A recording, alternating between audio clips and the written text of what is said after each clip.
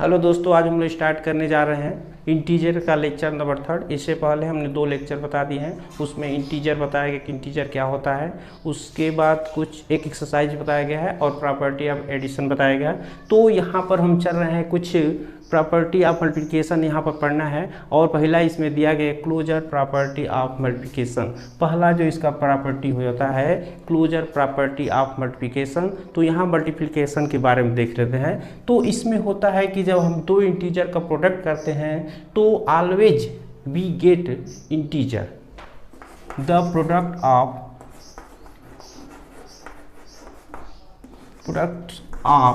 2 integer always in integer।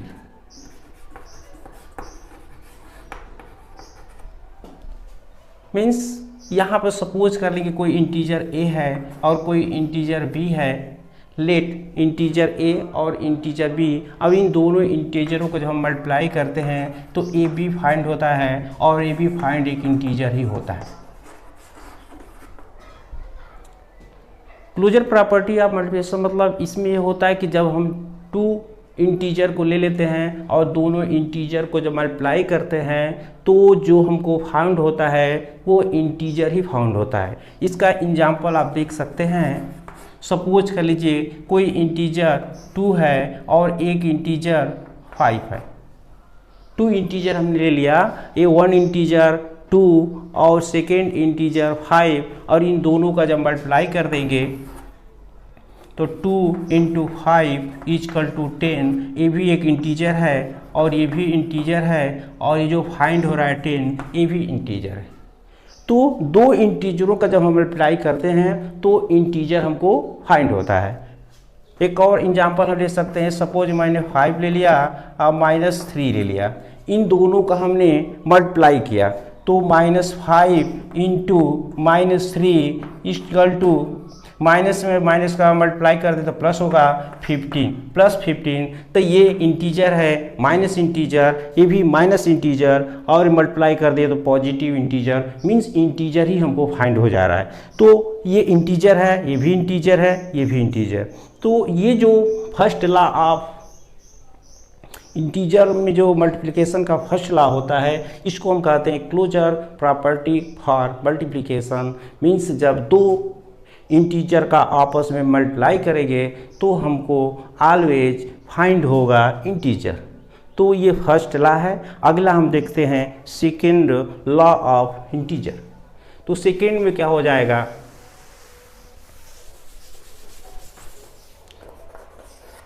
Cumulative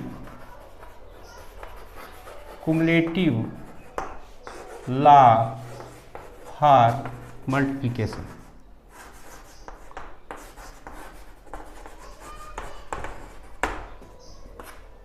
second होता है cumulative law for multiplication. Means होता है इसमें भी 2 इंटीजर लेते हैं और 2 इंटीजरों को जब हम मल्टीप्लाई करते हैं तो इसको जो आर्डर को चेंज कर देते हैं और मल्टीप्लाई करते हैं, उसके बाद भी हमको जो फाइंड होता है वो इंटीजर ही फाइंड होता है।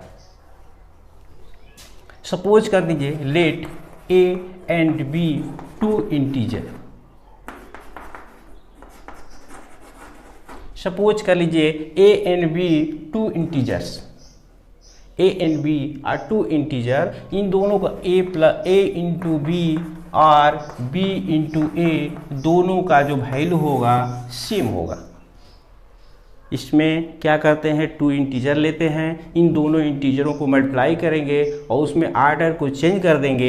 b × a कहिए या a × b, दोनों का जो वैल्यू होगा सेम होगा। तो इसी को हम कहते हैं क्युमुलेटिव लॉ फॉर मल्टीप्लिकेशन। इसका एग्जांपल फर्स्ट -3 5, सेकेंड एग्जांपल 2 10। इसको सपोज कर लीजिए ये होगा फर्स्ट वाला।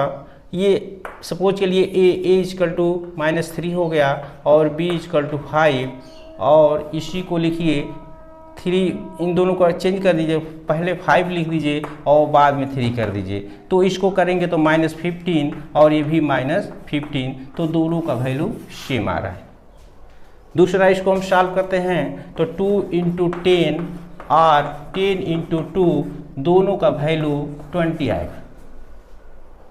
तो देखते हैं कि जब हम क्या करेंगे, इस ऑर्डर को जब हम चेंज करते हैं तो उसके जो वैल्यू फाइंड होते हैं उसमें कोई चेंजिंग नहीं होता है, तो इसलिए इसको हम कहते हैं क्युमुलेटिव लॉ फॉर मल्टीप्लिकेशन। अगला देख लेते हैं third,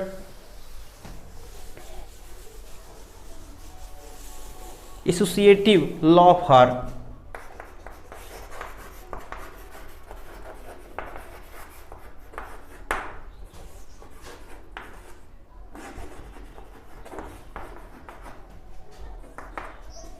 associative law for multiplication. तो इसमें हम 3 इंटीजर्स लेते हैं, ए बी सी और 3 इंटीजर्स।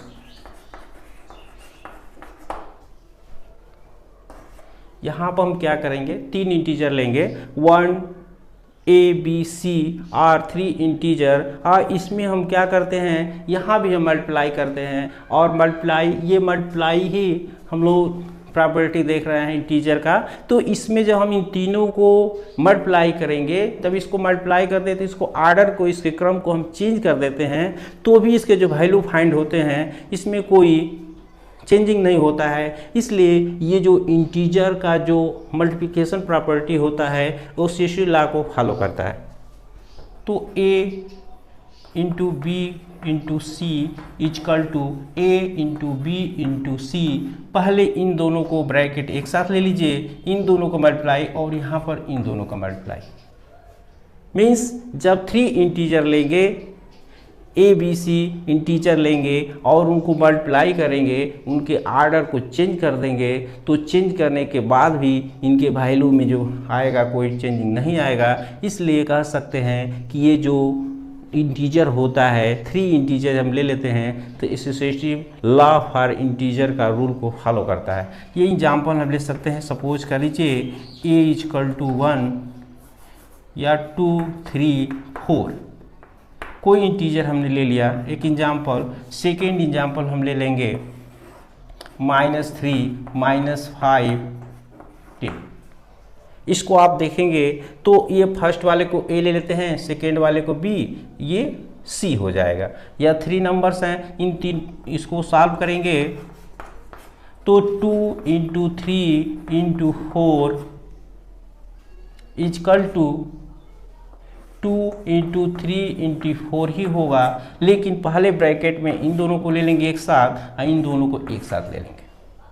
तो पहले इन दोनों को मल्टीप्लाई कर देंगे तो ये 6 होगा, और 6 इसमें मल्टीप्लाई कर देंगे 34। इसको भी इन दोनों का मल्टीप्लाई करेंगे और उसके बाद इसका मल्टीप्लाई करेंगे 24। तो दोनों का वैल्यू सेम आ रहा है, इसलिए हम कहेंगे कि जो इंटीजर होगा एसोसिएटिव लॉ को फॉलो कर रहा है। ये हमने फर्स्ट एग्जांपल देख लिया, उसके बाद हम सेकेंड एग्जांपल देखते हैं। इसको हम डिलीट कर देते हैं।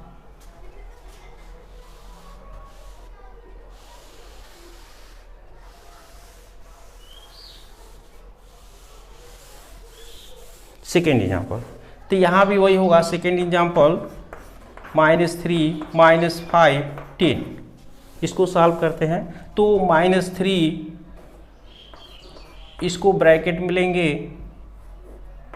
और -5 स्मॉल ब्रैकेट इंटू 10। इधर भी सेम प्रोसेस, -3 इंटू -5 इंटू 10। इन दोनों का इस ब्रैकेट में ले लेंगे और यहाँ से इन दोनों को हमने ब्रैकेट में ले लिया। दोनों को सॉल्व करेंगे, दोनों को वैल्यू सेम आएगा। इसका इन दोनों का मल्टीप्लाई कर देंगे, इसका इसमें मल्टीप्लाई करेंगे तो 15 इंटू 10, इसका मल्टीप्लाई कर देंगे तो -3 और इंटू इसका मल्टीप्लाई कर देंगे -50 और इन दोनों का मल्टीप्लाई करेंगे 150 और यहाँ भी 150। तो दोनों का वैल्यू सेम आ रहा है। इसका मतलब कि ये एसोसिएटिव लॉ ऑफ इसको फॉलो कर रहा है। अगला हम देख लेते हैं फोर्थ नंबर, इसको मिटा दे रहे हैं।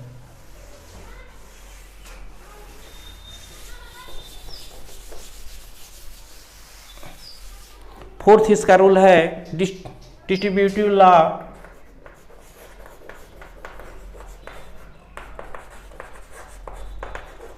Distributive law of multiplication over addition.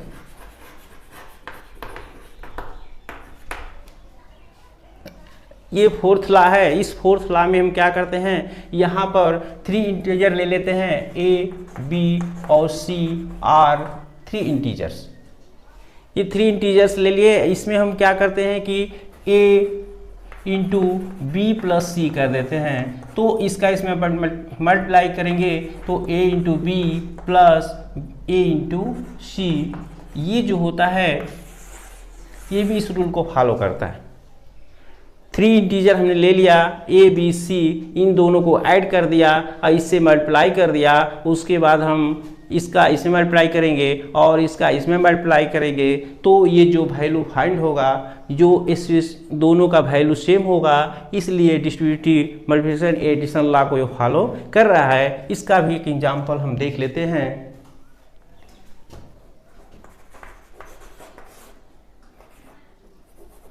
2 3 5, ये फर्स्ट एग्जांपल हमने देख लिया। यहाँ पर देखिए, ये इसमें रख देंगे 2 इंटू बी के स्थान पर 3 इंटू 5 और इसका मल्टीप्लाइंग करेंगे तो 2 इंटू 3 प्लस 2 इंटू 5। ये दोनों को सॉल्व करेंगे तो ये क्या 15 होगा। 2 इंटू 15 और इसका मल्टीप्लाई करेंगे तो 30 और इधर हम देखते हैं, इधर भी मल्टीप्लाई कर देंगे तो 6 होगा और ये होगा 10। सॉरी,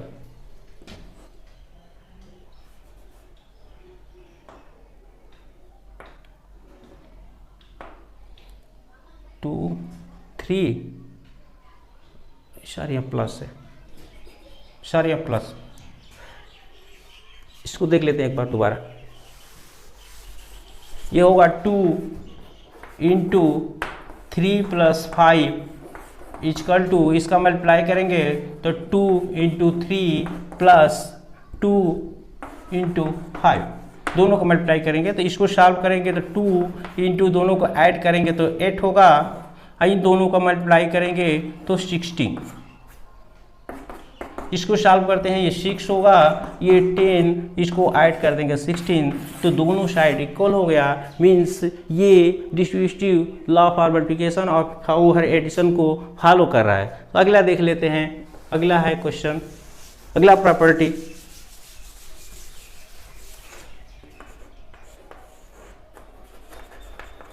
एग्जिस्टेंस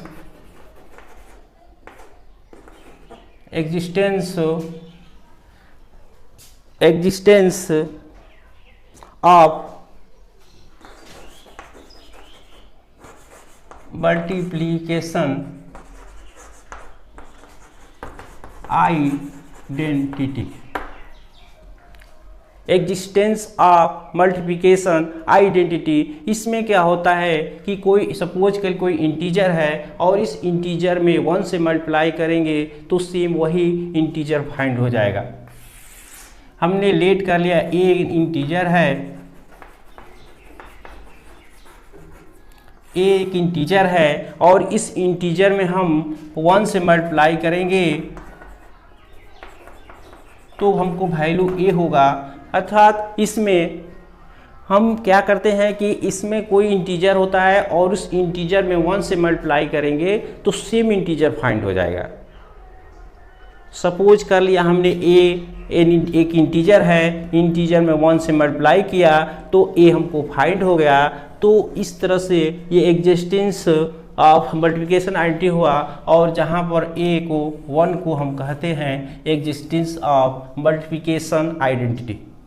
1 को हम कहते हैं एग्जिस्टेंस ऑफ 1 को हम कहते हैं एग्जिस्टेंस ऑफ मल्टीप्लाई आइडेंटिटी। और इसका कुछ एग्जाम्पल हम ले सकते हैं। -5 -10 100।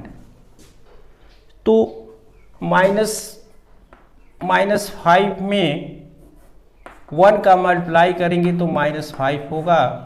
मीन्स जो इंटीजर आता उस इंटीजर में 1 से मल्टीप्लाई करेंगे तो सेम वही इंटीजर फाइंड हो जाएगा। इसलिए यहाँ पर 1 को हम कहेंगे एग्जिस्टेंस ऑफ मल्टीप्लिकेशन आइडेंटिटी। इसमें भी अगर इसको सॉल्व कर रहे हैं तो -10 × 1 = -10। यहाँ भी 1 को हम ये चीज एग्जिस्टेंस बोलते हैं। और यहाँ 100 है, 100 में 1 से मल्टीप्लाई करेंगे तो 100 फाइंड होगा। और जो इंटीजर था वही सेम इंटीजर हमको फाइंड हो गया। इसलिए 1 को हम कहेंगे एग्जिस्टेंस ऑफ मल्टीप्लिकेशन आइडेंटिटी। तो ये क्लियर हुआ।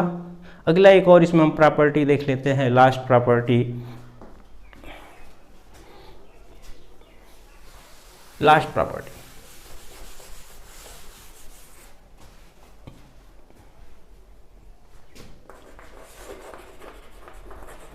Existence of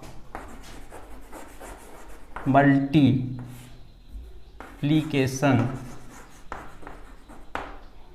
inverse. Existence of multiplication inverse, इसमें क्या होता है कि हम जो भी कोई इंटीजर ले लेते हैं, सपोज कर लिया हमने एक इंटीजर ए ले लिया, तो इसका एग्जिस्टेंस ऑफ मल्टीप्लिकेशन इनवर्स जब आप निकालेंगे तो 1/a हो जाएगा। इसका मल्टीप्लिकेशन इन्वर्स फाइंड करेंगे तो ये हो जाएगा a का 1/a। मीन्स इसका जो यहाँ पर जो इंटीजर होता है सेम वहीं पर होता है। और इन दोनों का अगर आप मल्टीप्लिकेशन करेंगे a × 1/a का जो मल्टीप्लिकेशन करेंगे तो ऑलवेज हमेशा 1 फाइंड हो जाएगा। तो जो ये साइन रहता है सेम वही साइन इसका इन्वर्स बन जाता है। एक एग्जाम्पल हम देख लेते हैं। सपोज कर लीजिए फर्स्ट, सेकेंड, थर्ड, फोर्थ, 5। इस -5, 10, 2, 9, -10। इसका अगर पूछ देगा मल्टीप्लिकेशन इनवर्स फाइंड करिए तो इसका जो मल्टीप्लिकेशन होगा 1/-5 हो। इसका जो पूछेगा 1/10। जो ये साइन रहता है सेम साइन सहित नीचे हो जाता है। इसका जो 2 का होगा 1/2 होगा, 9 का 1/9 होगा और 10 का 1/10। तो निगेटिव जो वैल्यू दिया रहेगा, निगेटिव वैल्यू रहेगा तो यहाँ निगेटिव होगा। ऐसे जान सकते हैं आप लोग कि इन दोनों का अगर मल्टीप्लाई करेंगे तो ऐसे आप लोग को सस्पिशन हो तो ऐसे भी कर सकते हैं। -5 × -1/5 दोनों को सॉल्व करेंगे तो 1 होगा। ये 10 है, 10 1/10 मल्टीप्लाई करेंगे 1। ये 2 1/2 तो 1। तो इसको ऐसे भी आप जान सकते हैं, फाइंड कर सकते हैं कि इसका एडिटिव, इस मल्टीप्लिकेशन इनवर्स कैसे फाइंड कर सकते हैं।